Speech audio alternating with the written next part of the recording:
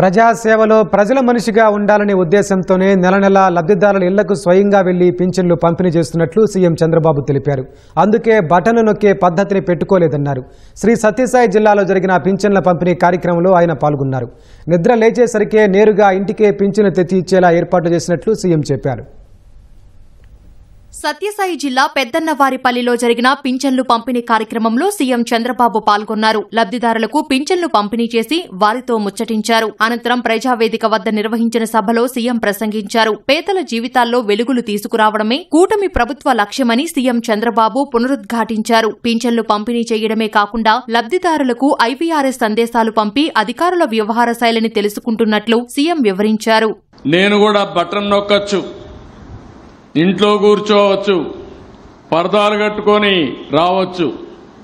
కానీ నేను ఒకటే ఆలోచించాను, ప్రజాసేవలో ప్రజా మనిషిగా ఉండాలనే ఉద్దేశంతో మీ ముందుకు వస్తున్నా, మీ ఇంటికి వస్తున్నా, మీ ఇంట్లోనే మీకు పింఛన్లు ఇస్తున్నా. అది మునుపటి పరిపాలనకు ఇప్పుడు పరిపాలనకు వ్యత్యాసం. ఒకప్పుడు ఆనాటి పాలకులు చెప్పారు, పెన్షన్లు ఇవ్వడానికి 2,55,000 మంది, 2,62,000 మందిని వాలంటీర్లు పెట్టామని ఒక పెన్షన్ ఇవ్వడానికి. అదే యంత్రాంగం ఈరోజు మీరు చూస్తే నిద్ర లేస్తే మీ ఇంటికి నేరుగా పింఛన్లు వస్తున్నాయా లేదా అని మిమ్మల్ని అడుగుతున్నా. ముందు కంటే మెరుగ్గా వస్తున్నాయా లేదా అని మిమ్మల్ని అడుగుతున్నా. మొంతా తుపానును సమర్థంగా ఎదుర్కొన్నట్లు సీఎం చంద్రబాబు తెలిపారు. భారీ వర్షాల వల్ల పంట నష్టపోయిన రైతులకు న్యాయం చేస్తామన్నారు. నేను వస్తానే ఒక 5 పాయింట్ ఫార్ములా పెట్టాను.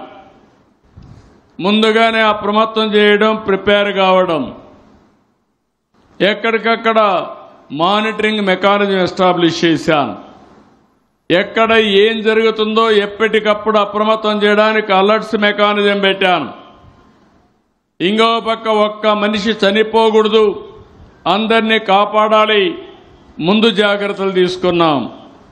అదే మాదిరిగా రీహాబిలిటేషన్ ఎక్కడన్నా జరిగితే తొందరగా ఒక రోడ్డు బ్లాక్ అయితే చెట్లు వర్షం పడతా ఉంటే చెట్లు కూడా వారగా పెట్టి మీకు ప్రయాణ సౌకర్యం కల్పించాం.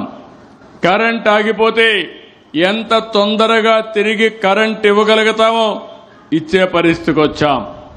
నష్టపోయిన రైతాంగానికి, నష్టపోయిన ప్రతి ఒక్కరికి మళ్లీ న్యాయం చేయడం కోసం 5 రోజుల్లో ఏ విధంగా ఆర్థిక సహాయం చేయాలి, కడాన పంటల్లో పంట పొలాల్లో నీళ్లుంటే ఆ నీళ్లు కూడా తీసేయడానికి ప్రత్యేకమైన శ్రద్ధ పెట్టి ఎక్కడ పంట కుళ్లిపోకుండా అన్ని జాగ్రత్తలు తీసుకున్నాం.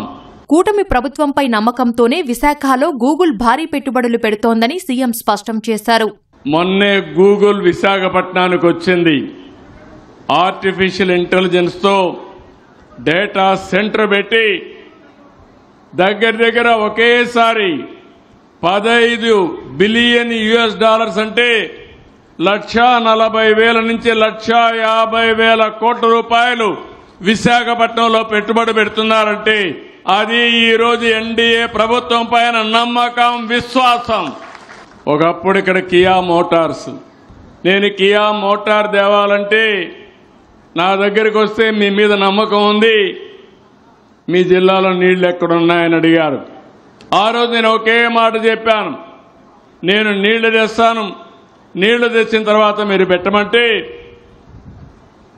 ఒక యుద్ధ ప్రాతిపదిక మీద గొల్లపల్లి రిజర్వాయర్ కట్టి అందరి నీవా పూర్తి చేసి కియా మోటార్ తీసుకొచ్చి కరువు సీమలో కియా మోటార్లు తయారు చేసి ప్రపంచానికి నడిపించిన ఘనత ఆరో తెలుగుదేశం ప్రభుత్వాన్ని.